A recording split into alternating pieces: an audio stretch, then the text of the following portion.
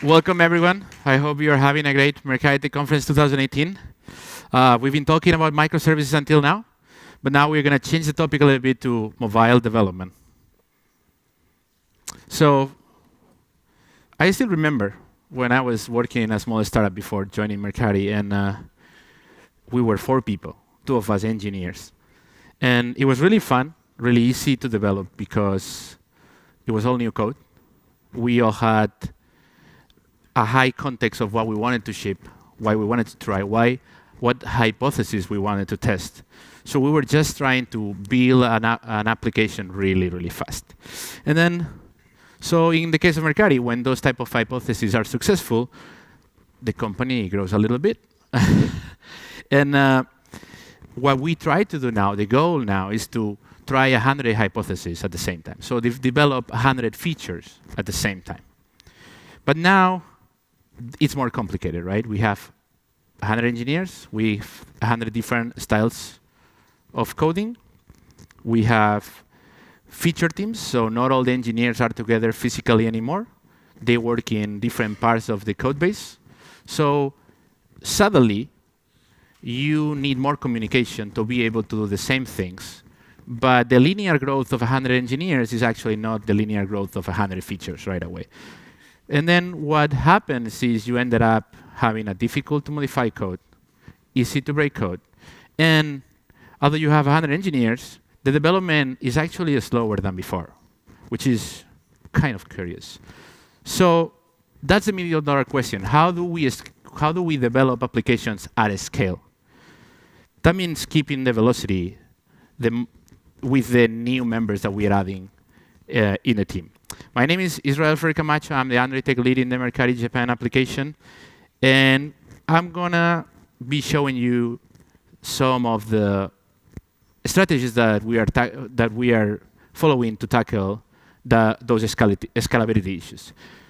So before that, I want to start sharing with you some of the traits that we consider internally that will help to have a good scalable code. First, let's start with quality. What is quality? Well, in our case, quality means to deliver a quality product for our users, a nice experience for our users. But at the same time, quality for engineers so they can actually develop the code with a higher quality. Then consistency. The consistency allows all the engineers to share a high context of how to develop features, even if they don't talk together. So because the code is similar, they understand what are the things that they need to modify. And finally, there is reusability. Reusability is key because we want to have 100 engineers building new code, not rebuilding everything all over and over. So there are many more important traits, but these are the ones that we like to focus in order to start this process of developing Android applications at a scale. So let's focus on how do we tackle quality. So first, what is quality? That's a really good question. So I said before, quality means shipping code that is actually a feature and not a bug, right? Because if it's a bug, it's actually not quality. So that's what we want, no bugs. So how do we how we are able to deliver code that has no bugs? Well, this is a really obvious answer. It's just prevent the bugs to happen, right? And with that, we can use testing. But there are many different types of testing, right? So you have the manual test, which it doesn't scale when you have 100 engineers because you have to have 100 QA person working on that manual testing. And that takes time. The problem is that it takes a lot of time. So the feedback for the developer is not so good. It takes time for a developer to know that their code is actually broken. And maybe it will be already on the while. So then we can move to the automated testing. There is the UI test, which is end-to-end user test. This is automated, so it can run every time, though there is a change. It takes some time, though. Integration test is test between classes. It takes less time, but it's more difficult to maintain. So we would like to focus on unit test. And unit test is really important because it's the most cost-effective for engineers. It's easy to write, because you are just testing one class in isolation. There is no other dependencies. So you exactly know what you're expecting for all the public methods. It's really easy to maintain because, again, there is no interactions with any other. So when it's failing, you know that that class is the one failing, so you need to fix that. And the most important quality of the unit test is that it's really fast to run. And really fast to run, hopefully, because you're doing unit test and not using database dependencies or network dependencies. That means that we can use unit test for every change that you are doing, and then we get immediate quality feedback. And by quality feedback means if the test is failing, you are shipping a bug, not a feature. So that's the immediate quality feedback that you get for each PR. It's a safety net for engineers too. It's quality of life for engineers. And not only that, it helps for the future too. When there is a modification in the future, it allows the engineer to know that there is no regression in the future. So that's how you can actually measure the quality of your app with every commit that you are submitting into your code base. Of course, you can do all the other unit tests, and that will be a fantastic complement. But this is a really easy thing to do that immediately gives you a feedback of the quality of your features. So we've talked a little bit about quality. Let's talk now about consistency and reusability. So consistency requires the team to define principles. Those principles are things that we need to agree upon, and we need to be forceful about them. But they are not dogmas. They actually evolve. They need to evolve with the features. The features are more complex usually. The features, each feature is different, so they may require some other type of principles. So the principles need to be flexible. So we define this new architecture to accomplish the consistency in our code base. The new architecture will apply the new architecture to the new screen development.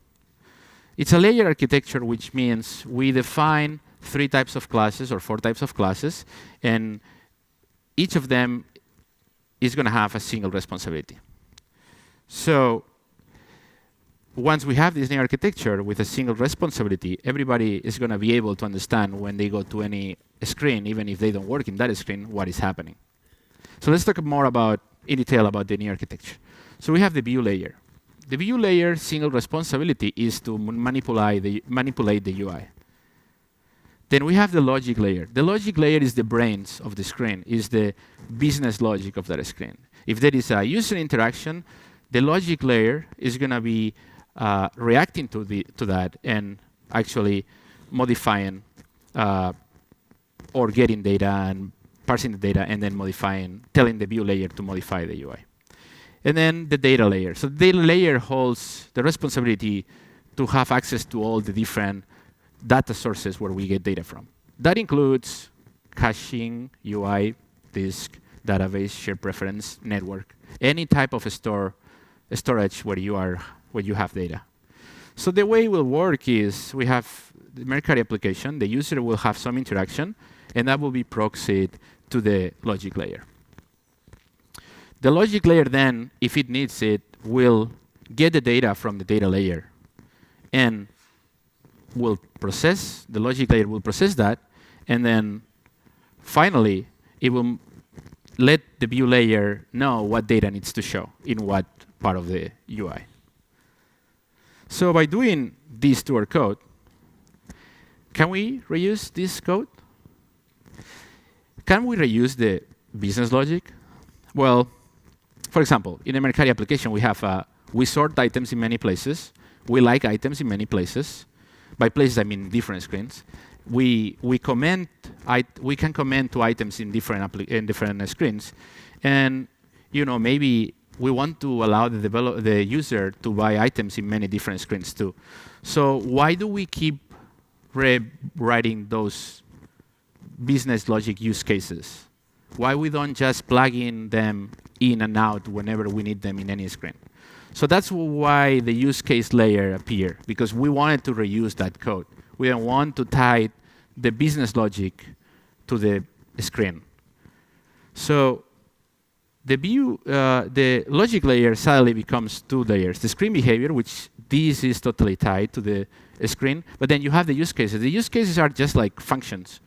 So they get some data, they treat the data, and then return some other data. So in that case, you will have sort items by items, like item, and comic item use case, and you can. Those are just like pure functional classes, and they are really easy to test. So therefore, with this, we go to a code base that has better quality because suddenly the use cases can be easily testable because they have no dependencies and they are just pure functions. It's consistent because suddenly all the screens, even if you don't work in any other screen, they will have these 3 layers or 4 layers. And if you need to modify the business logic, you know where you have to go. If you need to modify the UI, you know where you need to go. And if you need to change the data, you need where to go too. And the reusability, of course, it's because we can reuse the use cases in all the screens. However, this doesn't solve some other things that we wanna, some other good things that we wanna have when we are working in an environment with 100 engineers developing features. Like, how do we reuse custom components, custom views, UT classes? How we discover them? Because sometimes what happens is we have them already, but we don't know where they are because sometimes just we don't share information. So how do we solve that problem when we have 100 engineers working in the same code base? Well, we need to do this shift from the monolithic code base to the modular code base. So what we want to do is, this is the code base that we used to have. So each activity has its own buttons, its own network. Everything is in isolation, and everything is in a B-graded module. So it's really slow to compile. So what we want to do instead is move everything to a UI. For example, all the buttons, we want to move them all to a common UI core module that we can reuse. So we'll move them there. Of course, there is a lot of work to do. That's not so trivial usually because everything is all coupled. But then when you do this type of movements, you realize that, well, the button 1 and 2 are actually the same, so we don't need to have 2 of them. We can just replace one. So it's a really nice process to do in order to clean the code too. So this new UI core is going to be, the app is going to depend on. And then suddenly all these screens can use that UI core, and we can reuse that for the feature screens that we want to develop too. So what happened with the network? Well, it's the same. We create the network module because, I don't know, usually all the applications use the same entry points. We just have somehow many multiple implementations of how to get the data from the network. So we need to avoid those and try to put everything in a single module where we reuse the infrastructure to make network requests. So this is the only place where the network requests happen, and you can reuse them for new and all features. Of course, this requires a really nice refactor. But just having these 2 modules now, thanks to that, you can actually create feature modules because suddenly we are all sharing everything. And we have 1 feature, 2 features, 3 features, and n features. And this type of modularity has a lot of advantage when you have 100 engineers in the team. I'm going to go through them. So first, reusability. Because suddenly, you don't need to have 3 different implementations of the network. You don't have to have 20 same buttons, which happens. Then it helps discoverability, because now all the UI components, for example, will be in one component, in one module, and that module is going to be called UI core. And everybody knows that all the UI components are in the UI core. The naming is important. So it will allow discoverability for the future. Not only that, but if you are a developer and you're creating a new one, you know in what model you have to put it. And last thing is less code conflicts. Because you are reducing the surface of interaction between features, suddenly you have less code conflicts. Because everybody works in one module, so they don't conflict with 99 developers or 18 developers.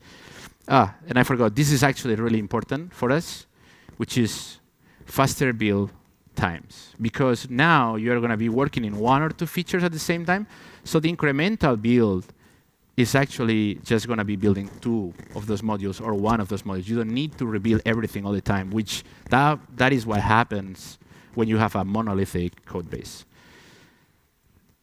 So how we did it in Mercari? Well, we defined this stack of dependencies. We have the core. So all the code that is reused across the application that doesn't require Android SDK is gonna go here. So we'll have the identity. Hopefully the identity doesn't depend on Android. Some utils, like string utils or whatever utils you need that don't require any Android class. You will have the database if you don't use any Android SDK dependency. The network can go here too if, again, you don't use any Android SDK. This is what we are doing. And then the core Java, which is like basic functions that we require across the application. And then we have the Android. On the top of that, we have the Android core sitting, which has util Android. So, for example, the classic spannable string utils, because spannable's API is not so good. So everybody has a util for that. Then we have some model, and then we have, of course, the UI, right? The UI components go there. And on the top of everything, there is the feature sitting, because they all depend on those modules. That's why it's a stack. And we have each feature: search, live, offer, payment, and listing, of course. So this is how we did it, how we define our modules.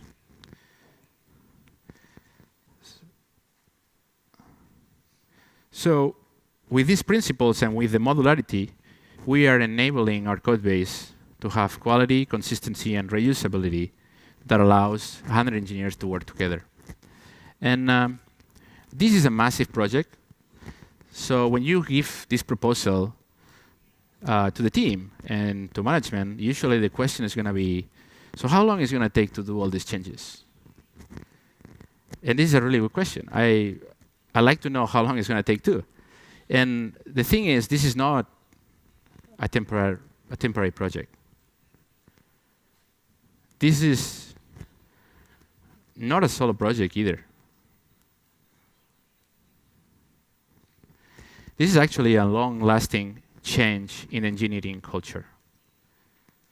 You need everybody in the team to understand that these things have to happen in order for us to be in a position that we can have 100 people doing actual code and actual features. Otherwise, we are just all going to be fighting in order to ship a feature, and we will not be fast enough. So what we need to, as engineers, if we want to be in that position, we need to shift from being a coder to be an engineer. I think we need to understand what is the responsibility of an engineer versus what is a coder. So let's talk about this. So a coder writes code, and an engineer writes code. While the coder keeps writing code, the engineer has more work to do that affects everybody in the organization, actually. So, for example, code reviews. Code reviews are a fantastic tool. And along my career, I saw many places where code reviews were just a check mark. They were not actually code reviews. Code reviews means we're going to ensure the quality of the code is as we expected. The code follows the formatting. The code has unit tests. The code has some patterns that we would like to have. The code is not all written in one activity, for example. And not only that, but the code reviewer should actually download the code, run it, and see what happened. Because there are many things that you don't realize unless you run the code. So code review is a really important task that are part of the job of an engineer. Then engineers find solutions for problems. So what happens? Many people think that many people in our field think that they just need to write code. So sometimes they have a problem and then get stuck. They actually never finish the task. They never ask for help. They don't even think there is a possible different solution to a problem that may be better. So engineers have that type of mentality that allows them to check all the possible solutions for a problem and find the best for the actual environment of the feature. Engineers care about performance too. There is this nice study that showed that people, after 8 seconds of a web loading, they actually shut down, they leave the website. So that's why performance is important. We need the users to be engaged with the experience of the app. If we are trying to load the Mercari timeline and it takes like 8 seconds or 10 seconds, I want to be a little bit desperate, and I'm sure all the users will. So that's why caring about performance has to be one of the responsibilities of an engineer too. And performance comes with caring about quality. Caring about quality means that we not only care about the code quality, but the user quality. So sometimes, you get a feature request, and the feature request looks beautiful in a sketch, looks beautiful in a wiki page. But then when you try in reality with the data set of the actual users, it doesn't look that good, because sometimes the description is not there. The actual image is not that nice as the one that we have in the design. So engineers are the ones that write that code. So they're going to run it many times, and they should be able to say, well, I think maybe the design, rather than being a full-edged image, because our image don't have enough quality in our data set, so maybe we want to just do a not full-fledged image while we are fixing the data set. So that's the type of quality that engineers should care. And engineers are all about self-improvement. They want to learn. They want to give feedback to the team and receive feedback from the team so they can learn how to get better at their job. They have a growth mentality. That's what it is, having a growth mentality. And then finally, engineers are the ones building the product. So they're probably the people that use the product more too, because they write the feature and then they manually test it, then unit test it, then integration test it, and they have alpha, beta, pre-production, production. So you see how the feature is growing. You do probably bug bash, so sessions where you try to find all the bugs in an application. So actually engineers really care about the product and know the product, so they should be able to be in the discussion on how to improve the product with product managers, designers. It should be a collaboration. So this is all the things that an engineer does against what a coder does. And that's what we need to try to do, move from the coder mentality to the engineer mentality. And this is a thing that I learned the hard way when I moved to San Francisco. I was a coder, and I did this shift there. And this completely changes the way you work with the company and how effective and valuable you are for the company. So how do we become engineers? The way to help your team to get better or to improve something, a broken window in your code base or in your company, is through following this process. We use this process internally. I used it before and here, and it's working, and it's been working for many years in my career. You write a proposal. There is a broken window. This is the goal. We want to fix this. Why is this important? This is important because whatever reason. How does that change the code or whatever process that we are trying to improve? The classes that are affected. Anything that comes to your mind, drop it in the document. The document is going to be the single point of entry to that proposal, so everybody is going to read it. Write a PR with an example if it's a code proposal, with the real code base. And then this is the most important part. Collaborate with your team. We are all engineers. We all work in different features. We all have different requirements. We all have different points of view. So seek their perspective to see if that proposed solution is a solution that is going to work for them. And seek the consensus of your team. This is not only good for your proposal, but this is going to let your team know that it's okay for them to propose these type of solutions too. It will empower your team to be open to fix the broken windows they find in the code base or in the development process. Once everybody has consensus on how to fix that broken window, write a guideline. The guideline is the rubric. The guideline, what happened with humans is that we forget about many things because we are really busy. So I realized that we keep asking the same questions over and over. And I'm like, but we talked about this 2 meetings ago, but we didn't have a document. So that's why the guideline is so important. The guideline is going to be the document when there is any question, we're going to say, can you read the document and see if the answer is there? If not, please add it. And there will be the single point of truth for that proposal. Again, you need a collaborative work. So when the proposal is when the guideline is ready, share the guideline with the team. Ask them to invest 5 minutes or 10 minutes, because this is a really important thing that is going to change how they work in the code base or how do they develop.